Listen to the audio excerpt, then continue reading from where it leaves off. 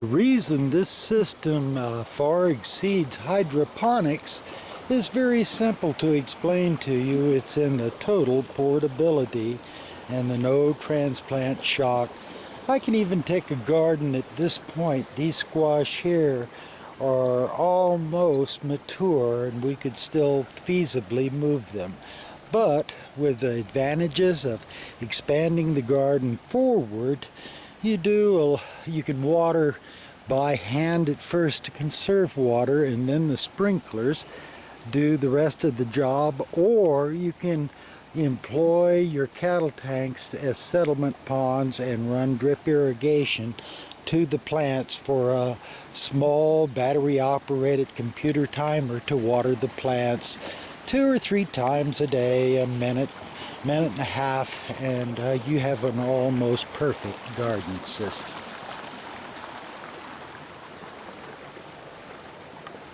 Okay, this is my class for horticulture today. It's Saturday the what? 20th. All right, and these ladies have come to learn cubanegss, so I'm going to get them to help me do some gardening this morning. Did you think about that? Amazing? Easy. This is not a difficult system at all.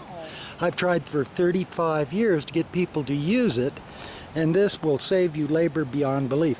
Why don't you guys do it and I'll film it. See how far you move it out? Just where it barely covers it. Isn't that amazing? Now, see where you have a tag here? This is what you do. Set it there. Now, move them together this way. As you expand the row out, you have missing spaces. So we have to add at the end of the row. Now, see how fast we can do this. Just bam, bam, bam. So easy. Isn't that amazing? Yes. And do you think, I said that there's 80 to 90% weeding done by the bags. What would you say? There's not, at least that much, if not more. at least that much. So this is what I'm trying to get people to understand. Now, see the bags themselves? If you look on the bottom of the bag, the holes are right through. So the roots penetrate and go right into the ground. Wow. So this is what cubanegss is, the easiest gardening system on earth. I'll be darned. Okay, cubanegss, that's what it's called? That's for cubic square inch. 12-inch bags are cubic. Okay. Bannock tent greenhouse. In the greenhouse, I heat with photovoltaics and electric hair dryer under a bannock tent. So it's cubic square inch bannock tent greenhouse, electric garden solar system. So cool. This is how I'm Let's see you. Okay, go ahead, and we're going to film this and just show you how to do it. As you do it, what you need to do is always move them this way. Okay. Now, see the rocks there? Right. Don't even worry about it. Just Okay. it's got soil there. All right. In fact, what we could do is go right back here like this. Right back into the rock. So now see that spaces the row out, and your straw flowers now have been weeded on both sides, and Straw flowers, and now they're all spaced out. So if I started, would I meet up with them? No, I'd rather you do it on one side and keep pulling them forward this way. But isn't this a lot easier? Oh my gosh. Incredible. You really like it. Very easy to do. Very easy. This is not a difficult thing to do at all, is it? It'll save you 80% of your weeding, watering, digging. What I like is that you can move your plants You can around. grow a vegetable garden with it ever touching a shovel right in the middle of a bluegrass lawn. Yep. Love Never, that. yeah. Yes. That's Okay. what I'm going to do next year. Yeah. What if I do? Yeah. But I've got to teach people how to do it, because you let the bags get dry, they're going to die out quickly. But once they root into the ground, then they draw their moisture from the ground, and the bag itself acts like a weed barrier around it. Also, once the roots are in the ground, that bag acts as a mulch. As a mulch. Oh, great. Yep. Well, is this fun or? It's great. And it's This so is easy. great. This is the easiest gardening I've ever done. Well, it's so easy that I've spent 37 years thinking about how to do this. Wow. That's not easy, Well, but it takes a you know to what? perfect the This is from the start. I invented this back in 1978, just exactly like this. How cool. And I've never been able to convince people to use it. Yeah. Now see, at the end, when you get to the end, Tilly, see how you're weeding. You're weeding really good there. Right. But when you get to the end, we'll have to add like 5 or 6 more bags because the row expands out, Right. you need more and more bags. What is this that we're moving? What kind of plant? This is called Status latifolia, or sea lavender. And it's that blue airy flower up there that's all over my lawn. Oh, okay. This would sure make a row crop easier. That's easy. There we go. And look how nice it looks. Very neat. They are. They're beautiful.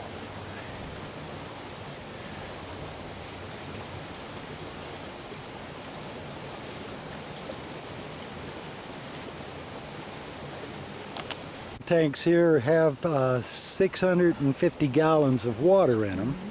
Well, the sprinkler is in the center there, and it keeps the cattle tank constantly filled. I've designed this for a third world country like Africa or where they have drought. Well, drip irrigation doesn't work well with dirty water. So what you do, you fill your tank, and that is a settlement pond. All your dirt floats to the bottom. You take a RV pump and a photovoltaic cell hooked up in a little computer that comes on twice, 2 or 3 times a day. And when the water runs low, the last part of a season, the last 30 days, then you can turn this on and water another 30 days and bring your crop in. That is neat. That's a great idea. The drip line, we use 1/4-inch tubing, and we thread it through the bags all the way around, and then I take a pin tack, corkboard pin tack, and then open up each bag through the 1/4-inch tubing. Wow. That is just cool.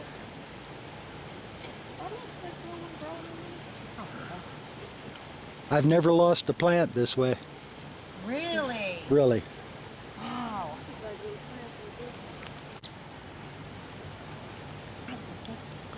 Well, I tell people that you can actually... Yes. How long would this take you if you had to pull all the weeds, Shay? If you had to pull all that grass by hand or dig it, it would take all day, wouldn't Oh it? my gosh.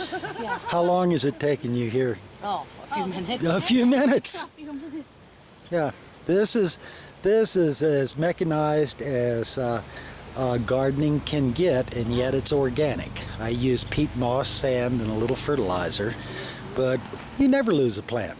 And it's just, I think this is an idea that we all should start thinking about in our gardening. I like ideas that make life easier. Yes. Yeah, and these are recyclable. About how many? 8 spaces. 7, 8, yeah. So by adding either 8 more bags, or taking a lettuce plant that's gone bad, turning it over, plant the bottom side, then we just continue and continue out. And that's so much easier using the bags 3 and 4 times. Sure. My goodness, you know what? This is the cheapest gardening system on earth. So you can actually start your plants at any time during the year with this Yes, system. and I can move it any time of the year. I like that. Otherwise, if you have a garden, you're in an apartment and you plant your garden, and July 15th you have to move to another residence, no problem. No problem, yeah. No problem. You have less than 2 or 3 days transplant shock Like, at the most. for instance, when I notice that sometimes I plant other plants too close to my squash. Yeah, then these This move. would be perfect because then I could move Move them the squash out. out. Of the way. Yep. And that's the idea, like and that's why it's weed-free, is because that movement totally eliminates all the sunlight and to the soil. So, and a plant moves apart Look at the tomatoes over here. See these? These have already been in the greenhouse. Okay. They went down to the corner. We tried to sell them. And we moved them back in fruit. Look at the tomatoes on I them. see them. Now Yeah. set on the ground. Bam. Wow. There hasn't been no transplant shock. In the fall, if I wanted to, I could take these tomatoes, cut them back slightly, so they're not so big, Okay. and then just move them in the greenhouse. Oh, okay. And for extended harvest till Christmas. So We're if getting it's 9 a months good light here. system in Today is August 6th, and boy, there's been a lot of progress on our beds. Let's take a look at where we are August 6th. Look at those marigolds. We've hop-frogged over the marigolds with our pepper plants, and now we're ready to do a little more weeding. Let me show you. The marigolds are well rooted in, and now we really need to space them out so they get the sunshine, because later this fall we're going to turn this into a horticultural teepee greenhouse, and we're going to keep these going till past our due date. There's a little weeds there. I'd better weed just a few. But this is how we separate and spread our plants out. Weed and edge at the same time. I find that 14 to 21 days is about the right time for the bags to set and kill out the grass, but now we've got our straw flowers going really good, but grass is coming back. And here, this is the final move, but this is a trick on how we reweed.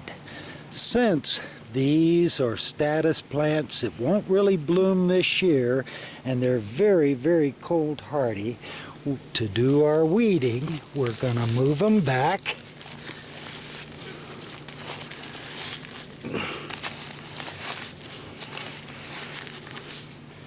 Now we have a weeded area on the outside of the bed, and we're reweeding by the straw flowers. And now we can take our weed eater and we'll have a edged row that's weeded back about 6 inches, and our straw flowers will just sit there till next year and root in, and we'll be back under more manageable proportions.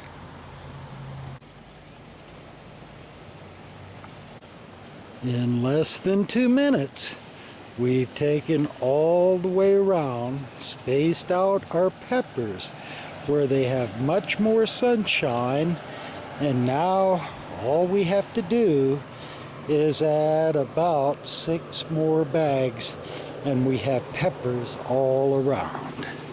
This is going to be a horticultural teepee, and it'll be 12 foot tall. We'll use 16 2x2s or 2x3 pieces of lumber and form a teepee with a double inflated layer of plastic over that, and we can go way into the fall with our vegetables and flowers. Now we have got the weed eating done almost around, and look at the difference that it makes. All the status plants are weeding right under our straw flowers, and since they're tall, I think we'll just leave them like it is the rest of the year. We've done enough edging and weeding, and it's all been very easy, but all we have to do is just move the bags back. Now they'll root in. Straw flowers are going to be beautiful this year, I bet. I wish people would come and take a look. It's the 6th of August and our flower beds are certainly beautiful. I don't see how anybody can deny the success that these flower beds have been.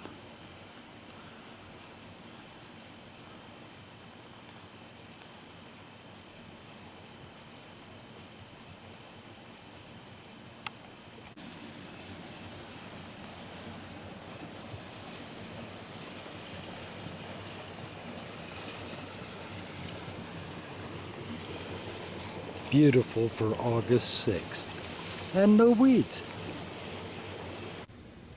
I get a lot of comment about whether this system causes any loss in production or size of fruit. And these here, look at those clusters.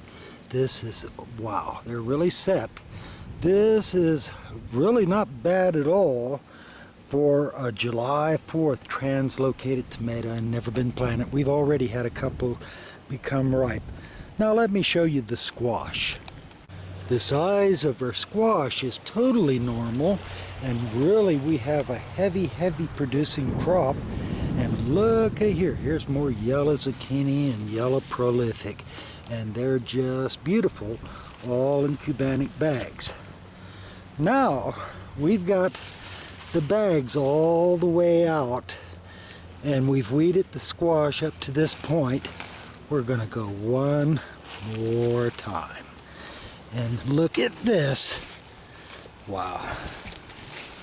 A few weeds there, but easy. Look how easy the bindweed pulls right through, not contaminating the bag too much. Bindweed's resistant. That's a tough cookie for Colorado. But look at there. Again, we're moving the bags out one space, and that's going to allow room for the tomatoes. Roma tomatoes and squash are already covering the bags. This will move the plants out from the circle, and here's our Roma tomatoes. Look at them. They're setting really heavy, and again, they are going to be weeded with the aid of our bags. Look at those sets. Beautiful. This is a wonderful system, no matter where you are. And I found it's more and more effective the closer you move to the tropics. When you have year-round gardening, you can just keep going and going and going with different crops as it moves outward.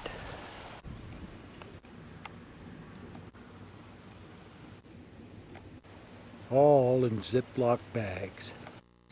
So our cubanegss experiment has proven 100% successful, and look at the gallon bags.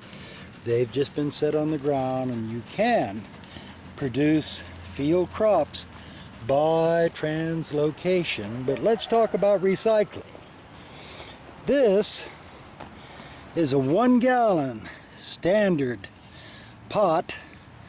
It weighs about 2 or 3 ounces, and after they sit in the sun for a year anyway, many of them crack. But let's look at the residue that goes back to nature from a 1 gallon pot compared to the little tiny Ziploc 1 gallon bag. And the difference, we've recycled these bags already 4 times. So once in the freezer, freezing vegetables, we plant it one side with lettuce like this, and then flip the bags over, and then we planted our status in the bottom side of the bag. Now this can be permanent, but it's also done our weeding all the way back to the tank. And so, no, not totally weed free. But let me pose this question to you. In 2,000 years of history of agriculture, the improvements made basically has been from a stick planting a seed in the ground. They developed the hoe, and that was a tremendous thing for agriculture and cut work tremendously from a stick. And then they invented the plow and the tractor. Well, that also improved the efficiency. But let's say the girls were right in this garden class and say 70 to 80% of the weeding is taken care of. No, there's still weeds there, but your plants that you planted are above the weeds and they feel no harm. So let's pose it. If it was only a 50% decrease in the amount of weeds in this flower bed, that would make this system's invention probably the biggest horticultural news in the history of horticulture, because of all those things, Roundup, the plow, the stick, the hoe, none of them has been this successful in gardening. And you can actually double garden like this. We've got one pepper underneath, and then we'll move the bag forward and that spaces them out. So this is almost double your yield per square foot. There has been no scientific advances in horticulture that have ever approached near this efficiency. Gardening anywhere, anytime, with no transplant shock, these will actually go back in the greenhouse. This experiment has been a total 100% success. So our Rebecca daisies are really, really beautiful now and totally in bloom, and boy, even our marigolds. We have such a short season in Colorado, it's hard to grow much of anything. Let me talk about footprints. I've let our grass, today is August 15th, and I've let our pasture here grow to its full extent in 10 days. Oh my God, this is what we fight. Weeds beyond belief. White clover, alfalfa, the worst weeds of all, tansy, thistles, and look at the success of our beds. If this works in the middle of a cow pasture to this extent, crowded all the weeds out and the plants are doing beautifully, and the yield is just terrific. The bag even acts as a mulch. Then consider this. Don't you think this information should be disseminated worldwide? Don't you believe that everyone should know how to garden with this system? This is so terrifically different than other systems that I think maybe we ought to teach this at our higher universities and colleges about saving the earth and about what we do. Here in Colorado, we want you to come visit. See our place. Enjoy the fishing and the hunting. And when you leave, take your trash with you.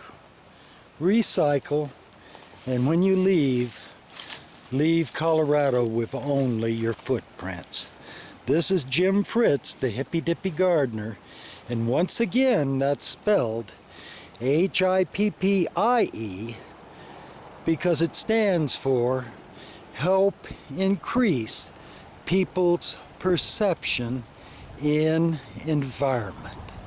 So please come and visit. We'd love to teach you so much more. Today is Sunday and we're just playing around, but it's been posed to me, how many times do you recycle the bag? Didn't you say 4 times? Well, this is the 4th time when I tear the bag open and then the peat moss is spread evenly on where they were, and that's going to form the new bed for my Versailles tomatoes, so we can take a peek at that new line of festive looking tomatoes. So let me show you. Here they are, and they're the long and viney. We've had them under fairly low light, but they're in the bags, and we'll be moving them and then putting them on the trellis and training them up. Here we have tomatoes going in the low bottom bed, and this summer we're just going to grow a few columbine into the fall and then into winter and let them go dormant. But our tomatoes are going for another greenhouse crop soon.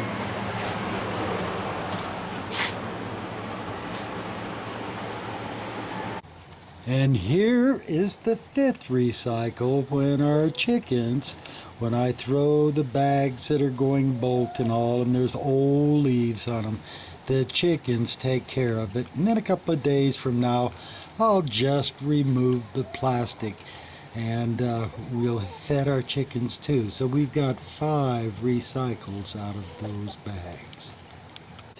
Today is the 19th of August and it's moving day, except for a few of our chives and our new starts of primrose. We've taken all the petunias and boy, they've gone out to the field. Let me show you just a second and we'll take a look. It's been that easy. 10 minutes has moved every one of our petunias out to where the sprinklers are, and we're consolidating everything for the fall so we can conserve as much water as possible. But this is how easy and portable cubanegss can be.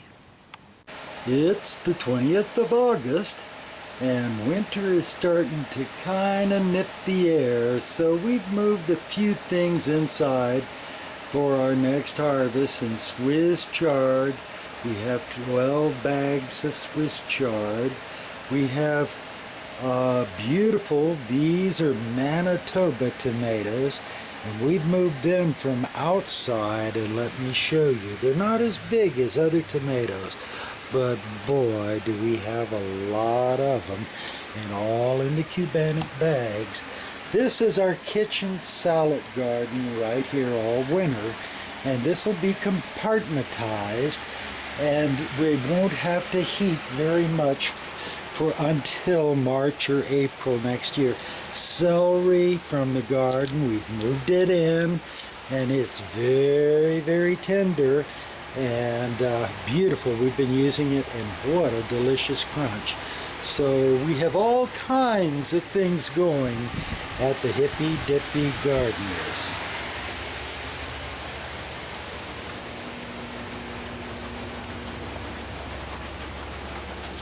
I might mention our Whizzer sprinklers. These have been beautiful for irrigating our greenhouse and benches, and they take very little pressure and only one moving part. They last for years.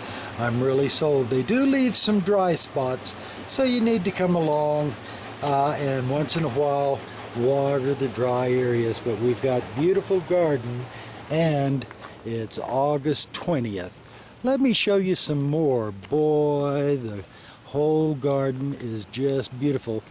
This is an experiment I really didn't think was going to work. These are Bergmansia out of Brazil, and I just didn't think, even with the extra time that cubanegss gave us under the clutch, I didn't think we'd bloom them. But I believe we're going to have a display, because look here. First bloom bud happening, and there's all kinds all over the top.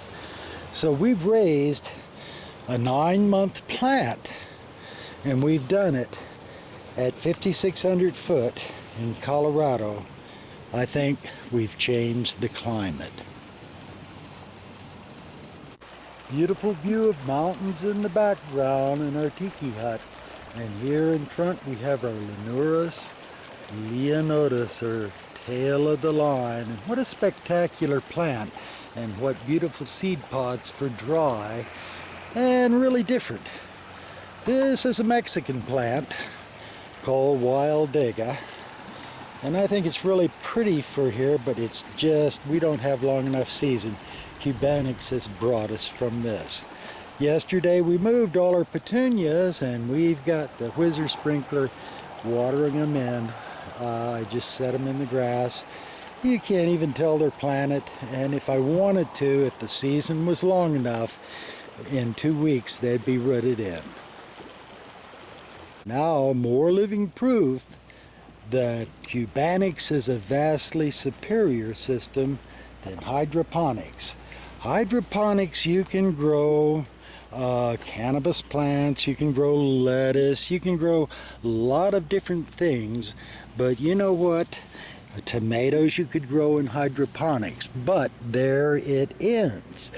And the thing that is almost impossible to do with hydroponics is root crops. I have tapes. I can prove we've raised potatoes and a sack of play sand and then reused the play sand for our potting mix. And they did beautifully. We fertilized with Miracle Grow just a little bit. And we can also raise radishes in the gallon bags. Beets are wonderful in the bags. You can raise 10 2-inch beets or 12 every other hole in the bag, and they come out really beautiful and tender, with the added advantage you can pick beets all summer, winter long, because they're packaged in moist peat moss, and you can actually store the cubanic bags in your refrigerator for a much extended harvest of beets. So root crops do great with cubanics.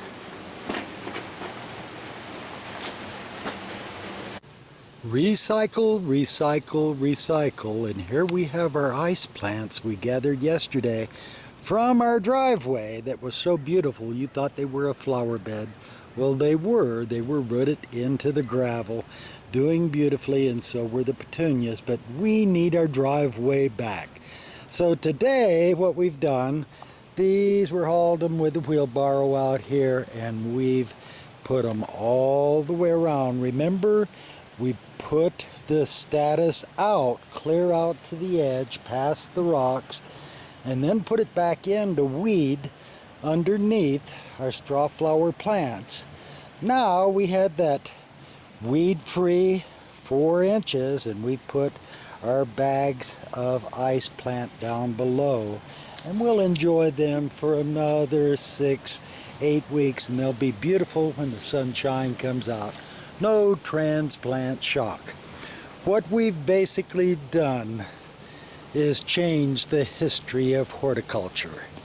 Even kohlrabi. I have films in this series of raising beautiful, huge kohlrabi in cubanic bags, translocating it out 6 weeks early, bringing it in production outside from the greenhouse. So it even changes the economics of greenhouse heating. And we're going into that in other tapes. This tape deals only with cubic square inch gardening, which is what we show, but the whole name, acronym, cubic square inch, Bannock Tent Greenhouse, Electric Garden Solar System, is a trademark and copyrighted acronym. And Grow Bannock's bags, I reserve all rights on the name, trademark, and copyright of Grow Bannock's bags. I have really put this before you as a free patent, and what I intend on doing, I have previous tapes, and we need to sell them too. Poor Christians need to make a living also, so we're trying to do something really different and give this as an open patent to the world. And I would like to help develop these bags. I've contacted Ziploc. They've kind of turned me down, so this is the way it is. The next step is give it to the world, and I'll do that in the name of Christ Jesus for this one tape. But I do reserve copyrights, trademarks, and all for further. Maybe the Lord will bless me with a living. It's 21st, and today is moving day again for our peppers and the double gardening. Let's check on it. Our back row, where they've been under, has rutted in now, and let's see, we're going to do some weeding here.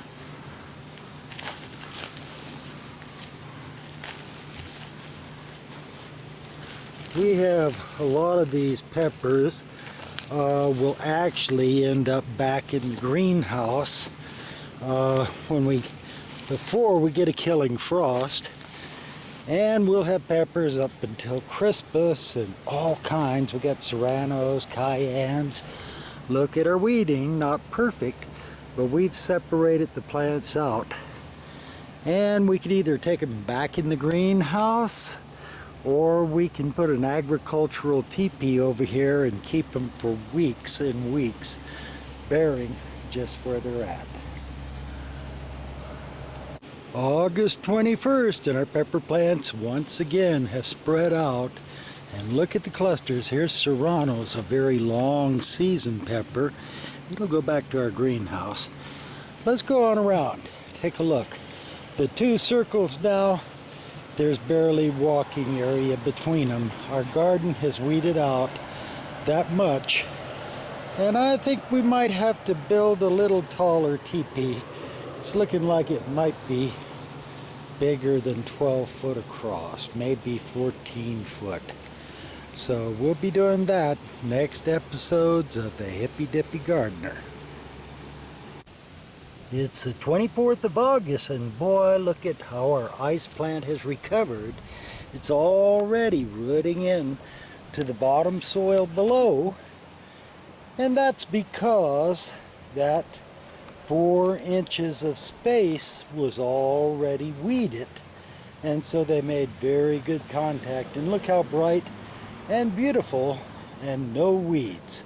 Just a beautiful little border of flowers and no illusion of weeds. This couldn't be prettier than any other flower bed around. The weeds, we still have mallow, but look, we're blooming right next to the mallow, and it's that late in the season. We can just edge and trim, and hopefully we can get our weed eater running so we can mow this pasture down. Our lettuce plants have gone to bolt, so now we're turning them and flipping them over and planting the top side with columbine, and the back side we filled with the 2 rows of the small sandwich size bags, and that will suppress the weeds, and next year we'll have columbine. But look how easy it is, and we've weeded up to here. These are really going to be beautiful for this fall. This is just a personal letter to the editors and staff of the Indoor Gardener magazine, and I'd sure like to thank you for the beautiful representation of how you treated our book. And I'm really just tickled to death. I just got them today. This is a canna lily, and this one is called Wyoming, I believe it is. Beautiful, beautiful thing, and it's blooming today. I thought you needed some flowers in your life, and this brightens up a real nice corner. These are our cubanegss bags, and we're moving peppers and everything back in the greenhouse now because it's becoming winter. It's August 31st, and we've already started moving some of our bell peppers back into the greenhouse because the nights are getting cool. But before we even started, we added the peat moss to the top of the soil, and we've sprinkled a little 10-10-10 Scott's slow continuous release fertilizer all the way down the row, and that way our bell peppers will be setting on a little fresh fertilizer, and they're going to take right off. Let's go outside and take a look at the outdoor crop. Our bell peppers have formed the outside of the row, and they're looking really good, but we want to make sure and ensure we have lots of bell peppers and don't get a chance freeze. So we're going to go ahead and move them in. And another thing, you shouldn't leave the bags over 21 days, and these are getting on to that. So we're going to take them today and move them, and we'll take pictures of that when we get on the inside. Here it is, August 31st, and we've taken our peppers from outside the garden and we put them in the greenhouse, and they already have a wonderful crop of peppers on them.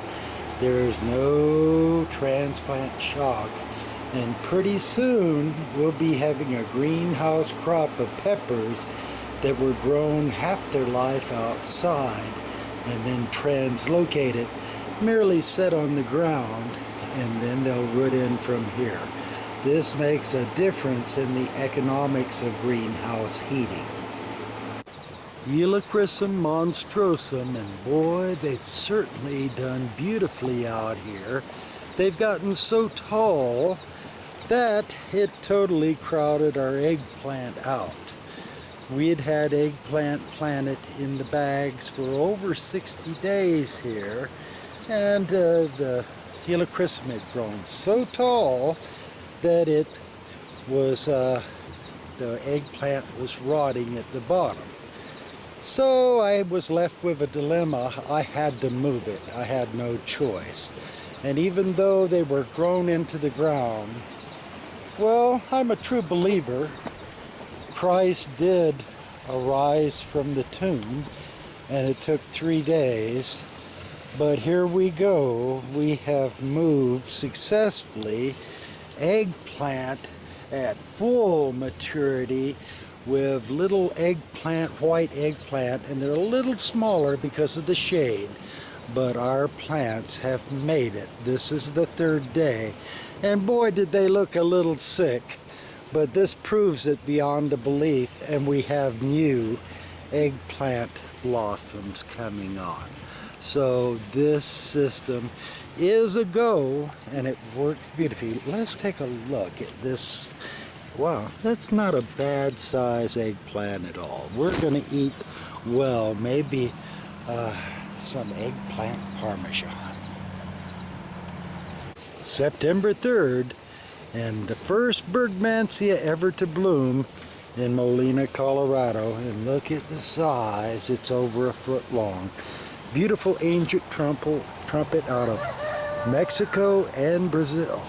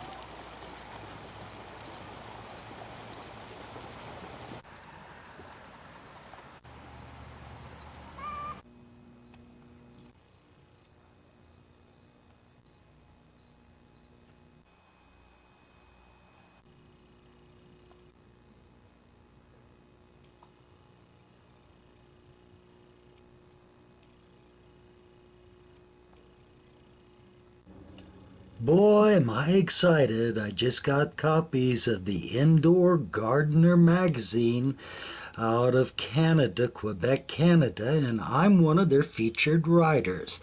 And I've really had an honor because, boy, have they done my columns beautifully. This is Wild and Blue, Wildflowers of Colorado Canyons, and 1, 2, boy, look at this.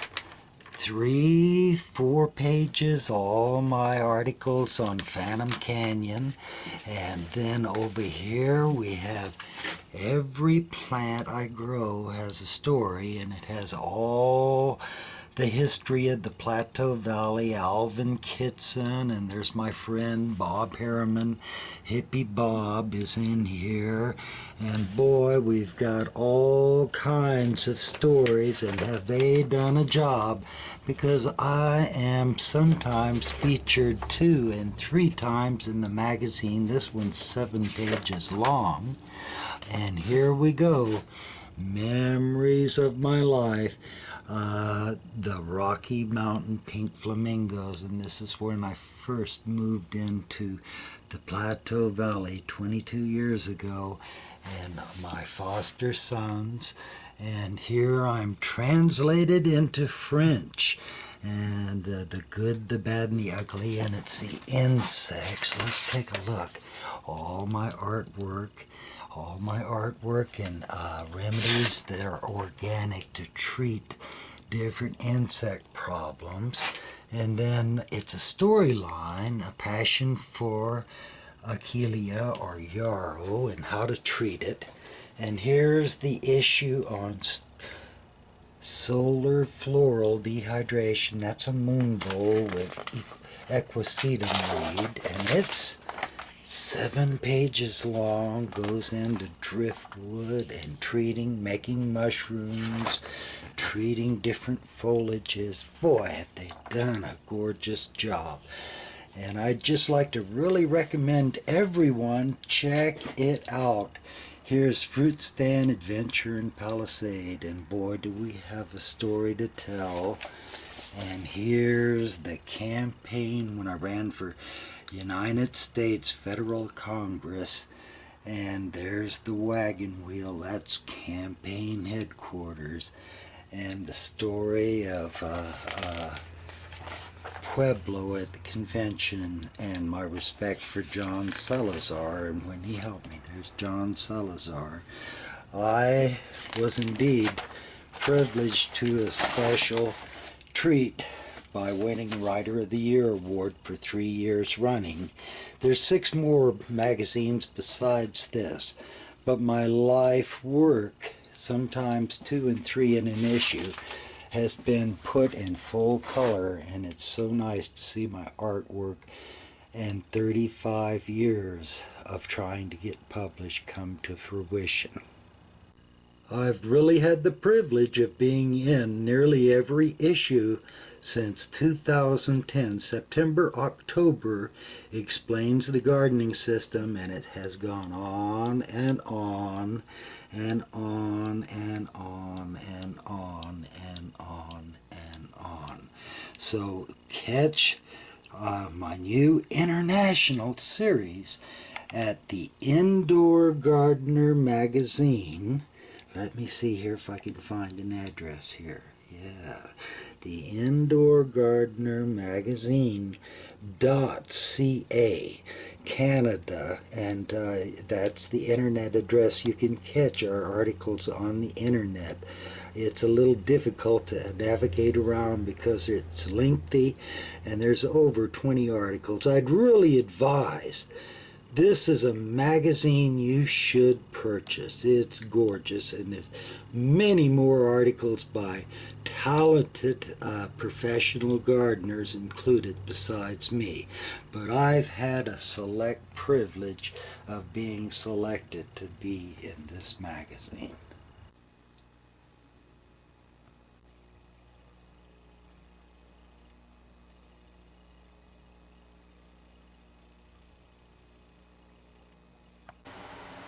The wheels of time turn ever so slowly, and this is to the Robert Koch family and industries. 3 years ago I got some samples from you. This is Jim Fritz, the Hippy Dippy Gardener, and I told you that it was for an article in Canada that we could get you some publicity. Well, you've gone international, because here we go. I've got you 2 or 3 times in this article, and boy, is it a good one. Solar floral dehydration. You are translated into French and English. This one magazine is 7 pages long and tells about our experiences preserving flowers, and I've recommended you highly a couple of different times, and boy, have they done a beautiful job. And this is also about treating sage and all the different ones. 7 pages long, translated into French and English. You're going into England, Canada, Germany, France, all over the globe in the Indoor Gardener magazine. That's the Indoor Gardener magazine.ca, Canada.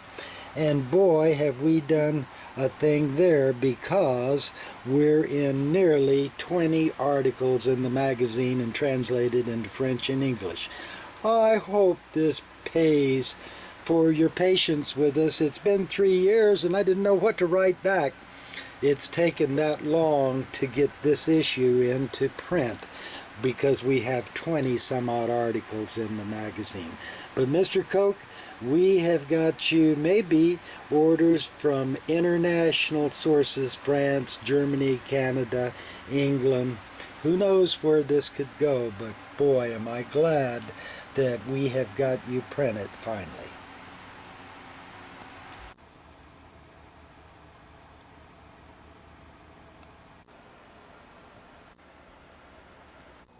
Where moments before we had nothing but empty space, now we've translocated our marigolds from outside.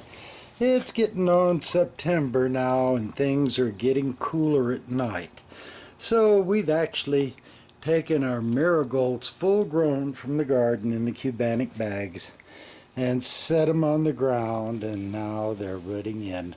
We'll get a little transplant shock, but not much. Our only thing here is we really don't have enough light to keep them permanently, but they'll be beautiful for a month, and then we can collect the seed pods off of them. All our determinate tomatoes in cubanic bags 3 days ago were moved inside, and now they're still ripening, and boy, we've got some really nice ones coming on. But this is how we bring them in, and we can still have vine ripened tomatoes for at least a month more, and it'll be freezing outside soon. So this is what cubanics can do, portability at any time. All those tomatoes now are gone, and all we have left is one marigold planted in a cubanic bag, but look how big it's got. And this one's too big to transplant, but I just wanted to show you a beautiful marigold and how they grow right through. The last thing to be moved in will be our onions, green onions for the winter, and I'll keep 9, 10, 12 of them for the winter. But we have nearly all our crops moved inside that are susceptible to cold, and now all we have to do is light the heater on a cold night, because we already have our plants half grown. And look at our cayenne peppers. Oh my goodness.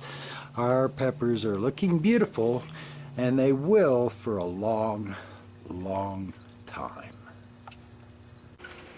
So how many times can we recycle that Ziploc bag? Last count was 5 when we fed the chickens the Swiss chard. 4 was when we took the soil out of the bottom of it.